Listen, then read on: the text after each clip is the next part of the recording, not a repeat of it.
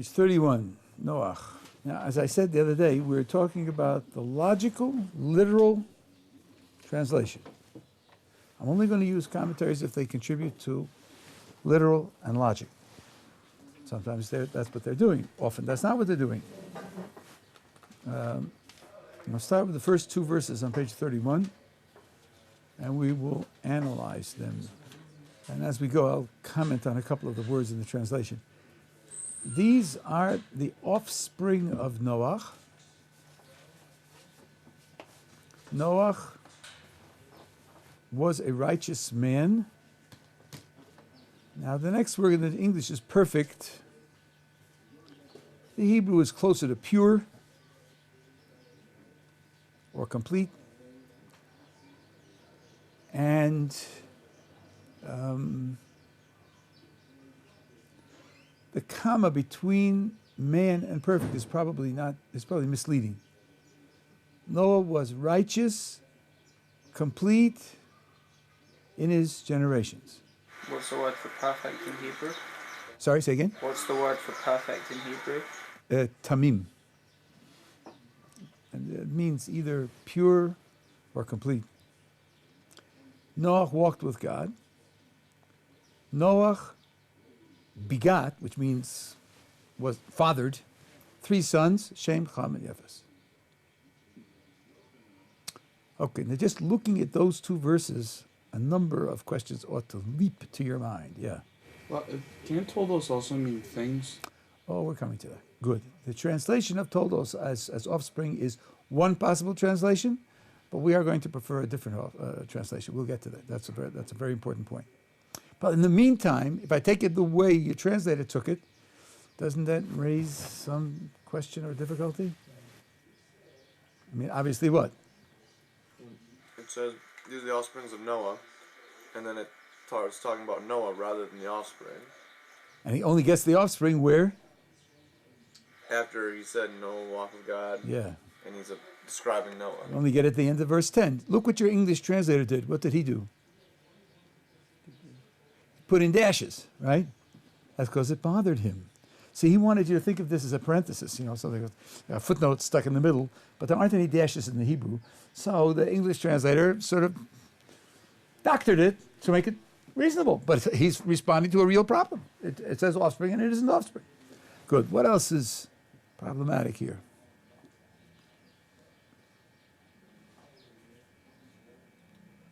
What else could you question? Yeah? Walking with God? Say exactly why that's problematic. Because, I don't know, it just implies that, it implies that he was constantly with God at all times when God only spoke to him on certain occasions. Okay, you're moving further down the track than I intended. I think you're right, but I think you're moving further down the track. I think it would be fair for someone to say, I don't know what that means. Can't walk hand in hand with God. It's got to be a poetical description of some kind of relationship, but frankly, the text doesn't give me a clue what kind of relationship that is. Now, I just want to point out that there are two different kinds of questions, and we just had them both illustrated now. A strong question is where you look at the text, you use your logic and say, something's wrong. Something's wrong.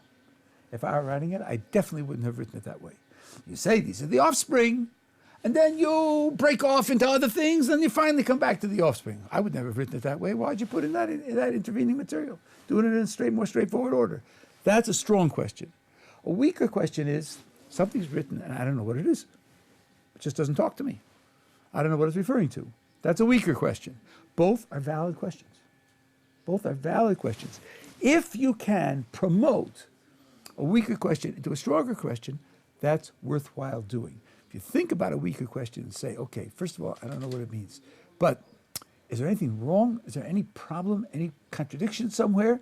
Because when you promote a weaker question into a stronger question, you have more criteria for answering the question. The weaker question is, I don't know what it means. Does somebody say, you know what it means? Marshmallows. Okay, I'm home free. I forget it. Whereas if there's a contradiction, then when someone offers an answer, it's got to fit the logic of the contradiction. So it's always worthwhile to promote a weaker question into a stronger question if you can, but weaker questions are genuine questions. Yeah. Two things. One is, if you were saying like the walking with God and applied it to maybe someone like Abraham, then I think that could be done, because like the whole like everything Abraham did was trying to show the world about monotheism and belief in one God, and everything he did was devoted to Hashem. So I think that phrase could have been used for Abraham. Okay, see, when you say that, you see, you're already one step ahead. You've already recognized it can't be strolling in the garden. So you've already created an understanding. It's an understanding of a constant relationship. And now you're worried that it doesn't fit Noach, right? But someone might ask you, why would walking be the way to describe the constant relationship? What is there in walking that leads to the idea of a constant relationship? So you've explained it in your mind to solve the problem. What in heaven's name is it talking about? Which it's got to be done, and then you have a problem. Your mental process is reasonable, but we are still a step before that. What is it talking about? Yeah. I have another potential problem with the verse. It says Noach Shadik Tamim Haya B'Dorasav, which all seems to be there's no break in between that. That's right. So it says Noah was a righteous man and pure in his generation. Couldn't you just say one or the other? Noah was a righteous man in his generation, or Noah was pure in his generation? Doesn't that seem to be a little bit of a repetition? Repetition. Okay, that's very important. I mean, obviously, righteous and pure have to be different qualities. Otherwise, you're saying the same thing twice. And they're loose enough so that there's a problem here to describe what exactly the difference is meant in the text. This is specifically in his generation, which I think makes it... That's another problem. What is contributed by the phrase in his generations? Now, you've started with a weak question. What does it contribute? What does it add? What does it mean? Could we elevate this into a stronger question? I'll give you a template and see if you can apply it. Suppose someone said, Peter is 6'2" in his class. What would you say? It's ridiculous. Peter's 6'2". I mean, either he is or he isn't, but his class has nothing to do with it. Your height is an absolute quality of the person. Nothing to do with the relationship to a class. Okay, how about righteous? Righteous means he does the right thing. He does what's appropriate. Either he does or he doesn't. What do you mean he's righteous? In his generations. Either he's righteous or he isn't righteous. Righteous sounds like an absolute term. Tamim, complete, pure, sounds like an absolute term. What business does the text have in taking an absolute term and then, so to speak, making it relative to his generations? That makes it into a strong question, because now there's a clash that needs a solution. Okay? Okay. So that, I think, is... Oh, there's one other question that I would raise, and here the English translation is correct. This may be a little subtle, it might not leap to your eyes. These are the offspring of Noach. What's the word directly following that? Okay, Noach was, etc., etc. But you are repeating his name. You're repeating his name. Why do that? Why repeat his name? Okay, now let's work on the point that you made at the outset. One of our problems here is that offspring doesn't get to be filled out until 10. Maybe the word in Hebrew doesn't mean offspring, or at least here it doesn't mean offspring. I'll take a look on page 11, verse 4 on page 11. These are the products of the heaven and earth when they were created. The Hebrew word, 6 lines down on the Hebrew side, Ele Soldos. Those are the exact same two words that you have where we are in 31. So soldos doesn't have to mean offspring. It can mean products. Now go back to 31 and let's try that. These are the products of Noach. This is what he produced. This is what he created. This is what he built. This is what he brought into being. Now, righteous, complete, pure, walking with God. The message of the text is your spiritual qualities are something that you produce. You're not born with them. You have to make them. You're born with capacities. you have to realize them. Oh, yes, he did have children. That's true. They are part of the products that he brought into the world. That's what verse 10 says. And he had 3 children. But by far more important is the development of your own spirituality. And this is what the rabbis comment. You see here that the spirituality of a great person is his featured products, and his physical children are also products, but they are secondary to his spiritual accomplishments. That's the explanation of that particular problem. Are we together so far? Okay, now let's see if you can take a step, intellectual step. Why then is the name Noach repeated? He's a product of himself. Bidyu, exactly right. This is self-creativity. You're self-creative because your spiritual qualities are not just an addition, not just talent. A person developed his muscles with bench presses, so he became a weightlifter. This is the essence of the person, and the essence, your own essence, is in your own hands to develop. That's the message. How is that done? Through righteousness, through completeness, through purity, through walking with God. That's how you develop yourself. That works beautifully now. Okay, now, what about the clash between the absolute and the relative? Righteous, complete, pure, comma, in his generations. Let me go through what the Talmud says about this. The Talmud has 2 approaches to this. I want you to appreciate how the 2 approaches work in logic, and then we'll raise a difficulty about one of them, which we won't solve at the moment. We'll solve a little bit further on. So you have what looks like an absolute term, which is then made relative to the context. One says he's righteous, pure, complete, in spite of his generations. In spite of his generations. People are affected by the people around them. They're affected by the environment. The generations he lived through were the generations that deteriorated to the flood. One might have expected that deterioration would affect him also. No, guess what? He was able to be righteous, complete, and pure even in the deterioration of his environment in those generations. That's one explanation. The other explanation is righteous, complete, pure, walking with God. Don't take it so seriously. So I know they sound like absolute terms, not in this context. In this context, they're only relative terms. It means he was these qualities better than the people in his generations, the ones that were sliding down to the flood. But in absolute terms, not. Had he been in another generation of greater people, he wouldn't have figured. Now, the difference between these 2 explanations is that one builds him up and the other tears him down. First explanation builds him up. He's righteous, he's pure, he's complete, he walks with God. And guess what? You think that's an accomplishment? You don't appreciate what an accomplishment it was. Because he had to do that even in the context of deteriorating generations. So it's even a bigger accomplishment than you thought. The first explanation builds him up. The second explanation says, listen, you heard me say that he's righteous and pure and complete and walk with God. But I want you to know it's not as much as you think. It's not as big as you think. Because I only meant it in comparison to his generations. I didn't mean it absolutely. And it was less than what you might have thought. One builds him up and the other tears him down. The problem is this.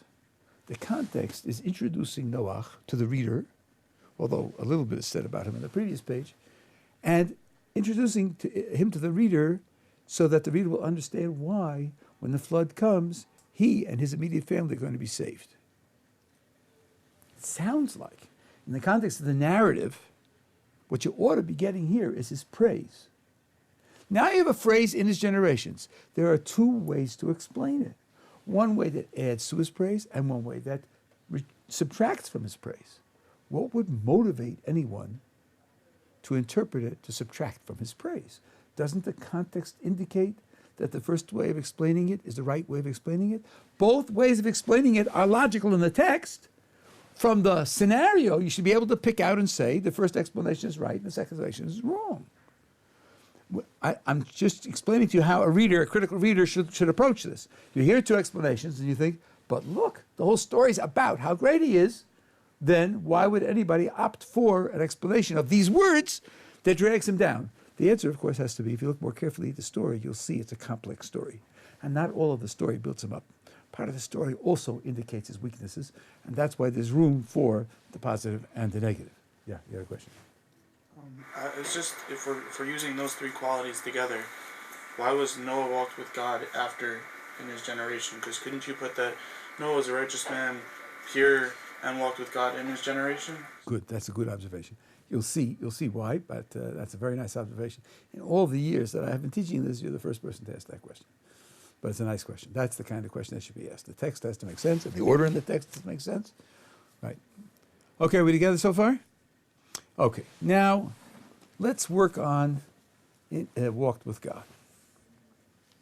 As a matter of fact, that's not the only place where the Torah speaks of walking with God. Take a look on page 25.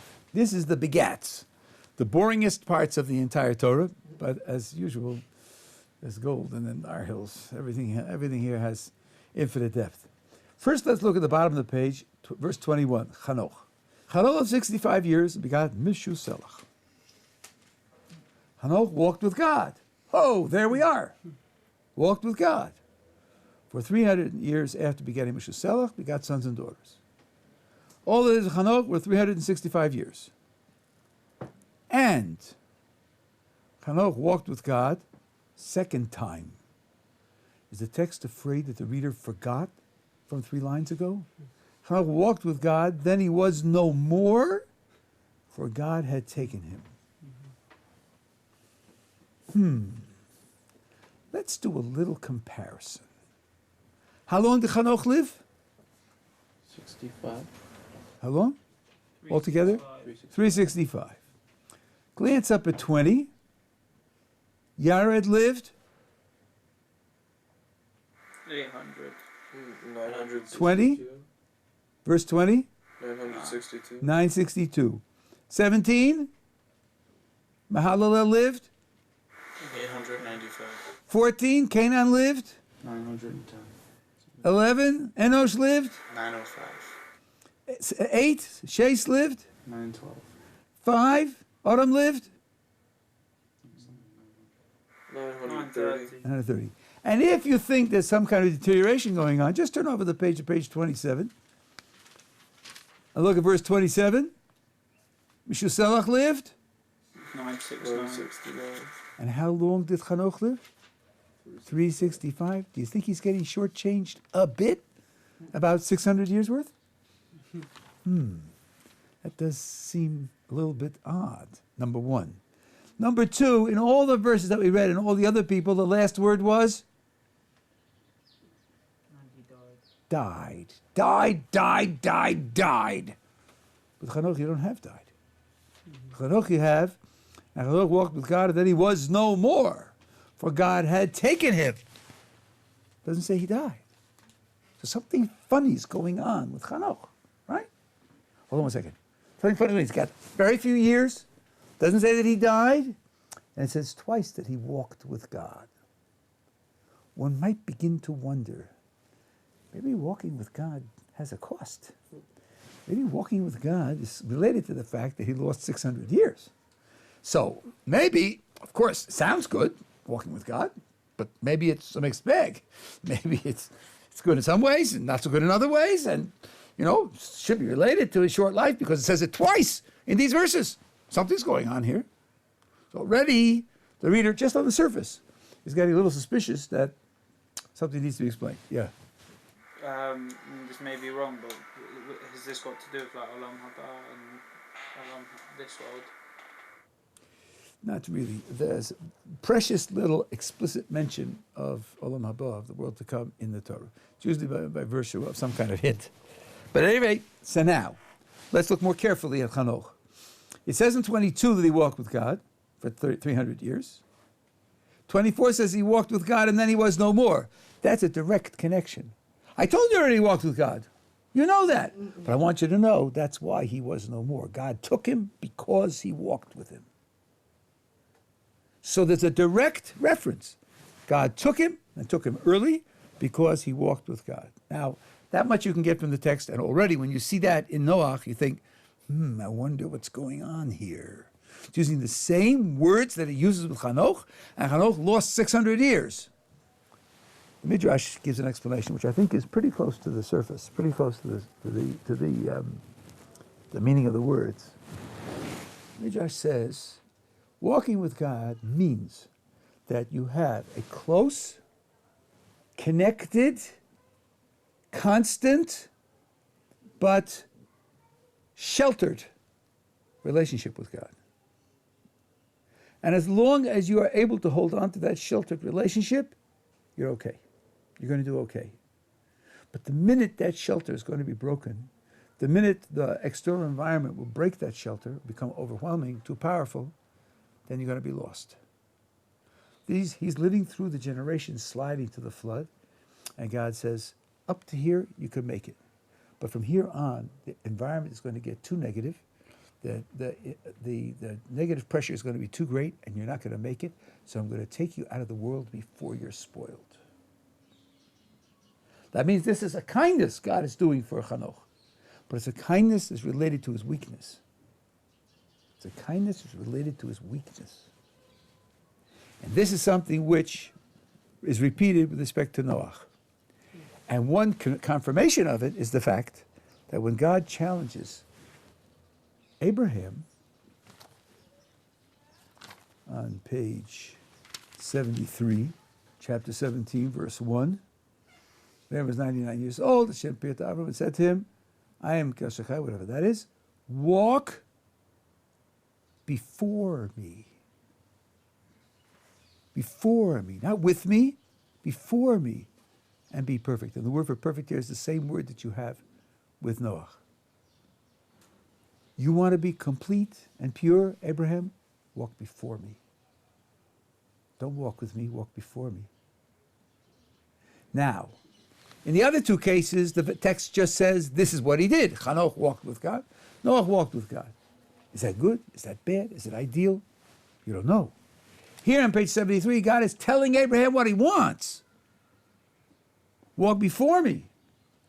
That implies, at least some evidence, that God prefers walking before to walking with.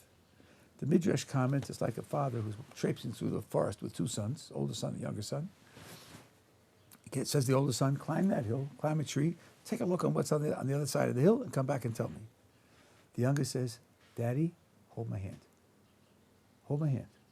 You can't send him to an independent investigation. He can't. He's holding his father's hand. He's okay.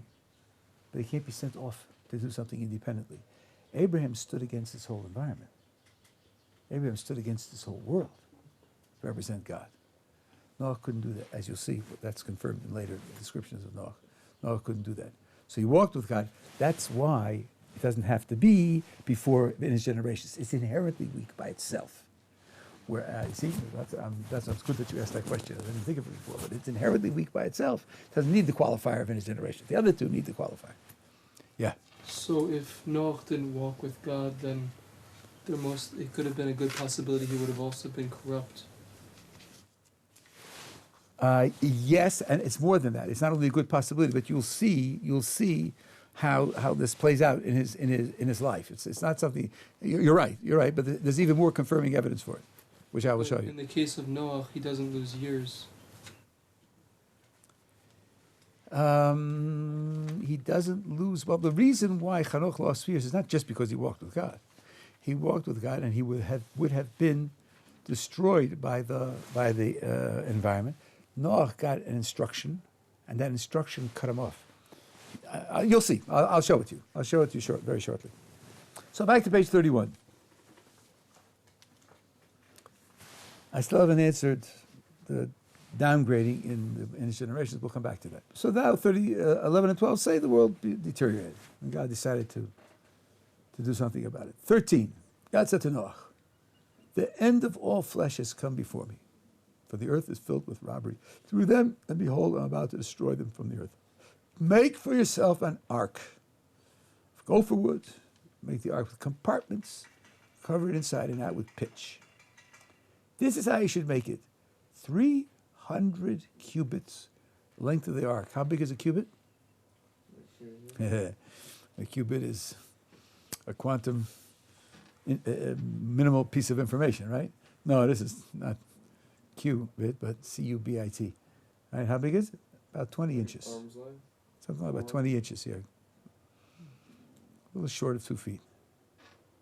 300 cubits long. That's like 500 feet long. 500 feet. Almost 2 football fields. That's a big boat, right? 50 cubits its width. That's like 90 feet wide. 30 cubits its height, 50 feet high. It's a big boat. Even Donald Trump would be happy with a boat like that. Right? Now, the rabbinic tradition asks a crucial question here. Why is he making a boat? What does he need a boat for? God is going to bring a miraculous flood on the earth. God wants certain creatures to survive the flood. Does God need a box? Does God need a box? No, God doesn't need a box. That's obvious. If this is portrayed as primitive bedtime stories for 3-year-olds, and think about that, forget it. Our tradition says that the box is totally superfluous. Listen to the answer. Rashi mentions this. The answer is God wants to provoke other people to talk to Noach. This is a gigantic construction project. It takes him more than 100 years to complete this project. It's a gigantic effort. This is going to attract attention. People are going to say to Noach, what are you doing? And he's going to say, listen, a flood is coming, and it's going to destroy the world because of the wickedness of the generation. They'll ask him, and he'll tell them. That's the point of building the ark, to get people to talk to him, to ask him what he's doing, so that he will interact with them and tell them, warn them that a flood is something that can happen. What does that tell you about Noach's character?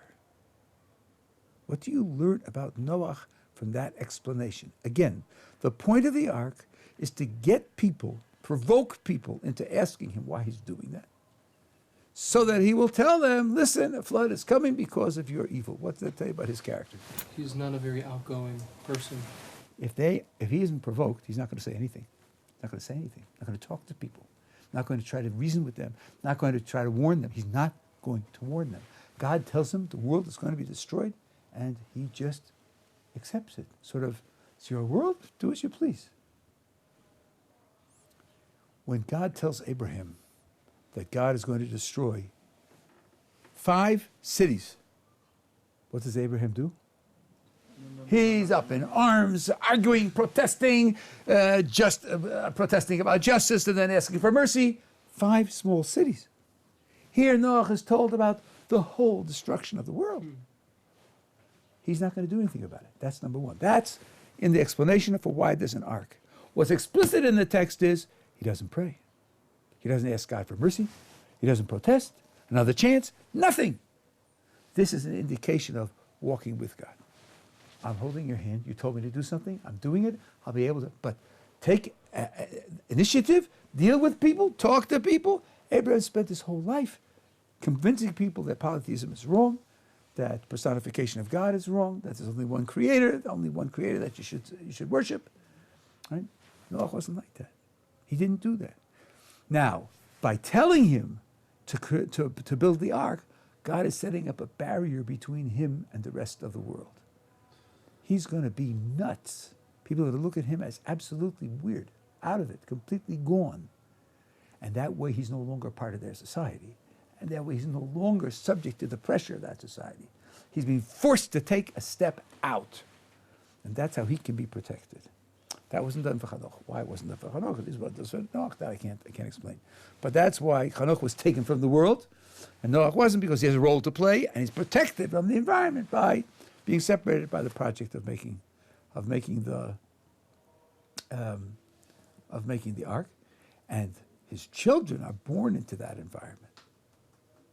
As you'll see later, he was 500 when they were born. They were born into that environment, so they were protected from the environment also. Are we together? One other thing I want to tell you, this is very important for the super intelligent, sophisticated critics, who will tell you that no box of that size is big enough to house all the species on the earth. Well, guess what? Nachmanides 900 years ago said that. You don't have to be a modern biologist to be told that there are 30,000 species of beetles to know that the box wasn't big enough. Nachmanides knew that 900 years ago. And Nachmanides says, we are talking about a miraculous scenario. It doesn't have to be big enough. It doesn't have to be big enough. They just march in through the doorway and they're preserved. We're not working with the laws of nature here. And Nachmanides' remark is very important because what he's saying is an element of the story which isn't announced by the text is also miraculous. Once you have a miraculous scenario, the text doesn't have to announce each part and say it's miraculous, which then gives the answer to the people who are worried about the absence of a worldwide mud layer. If this is a real flood that took place over the whole world, where's the mud layer that floods leave behind? Answer, natural floods leave mud layers. Supernatural floods don't have to leave mud layers. They just don't have to. And how do the kangaroos get to Australia, pray tell? Given all this water in between, did they swim? Excuse me. We're not talking about a natural sequence. We're talking about a supernatural sequence. The question is childish. Presented with all the bravado of false academia, the question is childish. We're talking about a miraculous scenario. Yes? So if it's in fact miraculous, then why did it have to be two, football size long and... Because he wanted to give mankind a long time to respond. He says in the previous, I'll show you, the previous page. But couldn't that have happened just like any sizable, No, because it has to take him 100+ years to build it. So he can take his time, I don't know. Well, he's not going to take his time, and the project that God gives him. And if he takes his time, then it's not serious. No, he's working hard, building this project. People look at it, look at the expenditure of effort and resources, and they say, he's serious about it. Is he sane or is he nuts? Right? That's the impression that needs to be made. And also, I heard that these numbers are significant of something according to... Yes, that's on the Kabbalah. Yes, that's true. But they have to be understood in terms of the pshat also. Okay, now I want to teach you one more thing about the sequence, and then we'll quit for it. Turn over to the next page. God says to Noach, "Here's what's going to happen. For me, behold, I'm about to bring the flood waters upon the earth, destroy all flesh, breath of life, breath of life from under the heavens, and the earth shall expire. But I'll establish a covenant with you, and you shall enter the ark." Now comes the crucial thing. One half of a sentence after the dash. You, your sons, your wife, and your sons' wives with you. That's very problematic. No one would dare write such a thing today. Why? What's problematic about that list? The New York Times would shoot you if you wrote a list like that. All the men come first and the wives come second. Yeah, you, your sons, your wife and your sons' wives. Men first, women second. That's not going to fly, the New York Times. Anybody. You say you and your wife, and your sons and your sons' wives. New York Times, you'd have to say your wife and you, and your sons' wives and your sons, right? You have to put the women first. Okay, we understand about that. But this order, this is very strange. Now look down at the bottom of the page, verse 7, when they actually do it. Noach with his sons. His wife and his sons' wives with him. Psh, there it is. Men first, ladies to the back of the bus, right? That's the chauvinism of the Jewish Bible. Okay. Let's take a look on page 39. This is afterwards. The waters have receded. It's time to come out of the ark. Verse 15, middle of the page. God spoke to Noach saying, "Go forth from the ark, you and your wife, your sons and your sons' wives with you." Oh, the New York Times is back on page. Except that it wants the wife first. But other than that, that's the normal order. So what's going on? And now look 2 verses later, 18. So Noach went forth, and his sons, his wife and his sons' wives with him. There's something funny's going on here. Don't tell me that the scribe was nodding by the fire. He got mixed up. Sons, wives, wives, sons. Yeah, let's marry it. So we're boring, right? Something's going on here. The standard commentary, which I think is very close to the surface, is this. When God tells them to get on the ark, the whole world is being destroyed. Males and females separate. I don't want any creativity going on during the time of destruction. And they do it. They go on the ark separate. But when they come out, on page 39, the purpose is to repopulate the world. So they should get together again. Look at it again on 39. 16. Go forth from the ark, you and your wife, your sons' wives with you.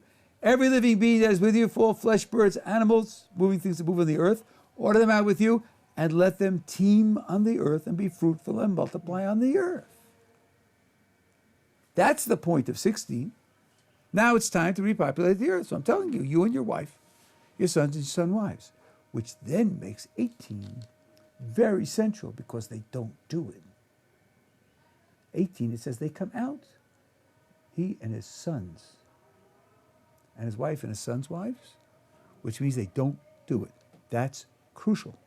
It means they're not fulfilling what God indicated to them pretty clearly. Can't call it a command, but he indicated pretty clearly what the purpose was, and they refused to do it. That refusal motivates the next 3 pages. As you will see, the next 3 pages are a response to the fact of this refusal. But that's an example of how something on one page could look just like the prejudiced politics that the critics accuse us of. You read a few more pages and you think about it a little bit, you'll see that that's not the burden of the text. The burden of the text is to teach you something about the dynamics of the story, which has nothing to do with contemporary politics. Okay? Okay, I have to pick it up tomorrow.